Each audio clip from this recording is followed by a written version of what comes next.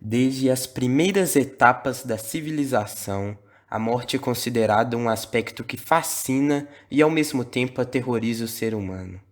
A morte e os supostos eventos que sucedem são historicamente fonte de inspiração para doutrinas filosóficas e religiosas, bem como uma inesgotável fonte de temores, angústias e ansiedade para as pessoas.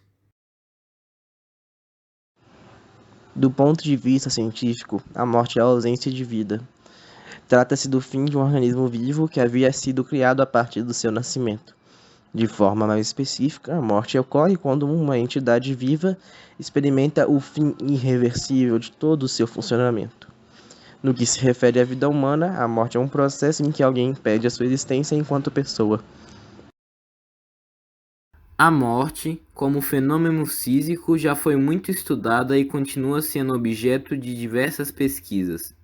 Porém, permanece um mistério impenetrável quando nos aventuramos no terreno do psiquismo. Há várias crenças em relação a isso. Para o filósofo grego Sócrates, o morto tem absolutamente nenhuma existência, nenhuma consciência de que quer que seja, ou, como se diz, a morte é precisamente uma mudança de existência e, para a alma, uma migração deste lugar para outro. Na religião cristã, acredita-se que após a morte existe uma vida eterna junto a Deus.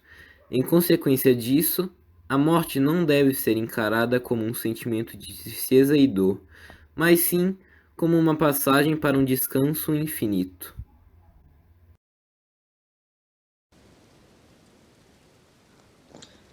De acordo com os pressupostos do Espiritismo, a morte é um momento em meio ao caminho infinito. A morte é uma transformação e não o ponto final, não é o fim. A crença dos evangélicos é parecida com o catolicismo. A diferença é que os evangélicos não creem na existência de um purgatório.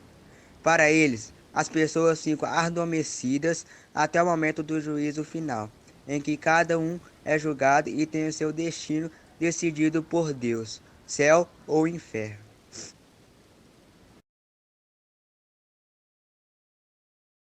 Falar da morte nos mostra a ideia da finitude humana que acaba por provocar um certo desconforto, pois damos de cara com essa mesma finitude, o inevitável, a certeza de que um dia a vida chega ao fim. A morte é um assunto tão complexo que sequer há uma concordância. Cada um tem sua crença e forma de acreditar. Por isso é importante respeitar a todas as pessoas. Nossa liberdade acaba quando atingimos o outro. Vivemos em uma sociedade muito diversificada e por isso é necessário conviver com as diferenças e pontos de vista diferentes do nosso. Nenhuma pessoa é o dono da verdade. Conviver nos mostra variedade e quanto à morte, apenas o tempo dirá. Necessário é valorizar a vida enquanto a temos.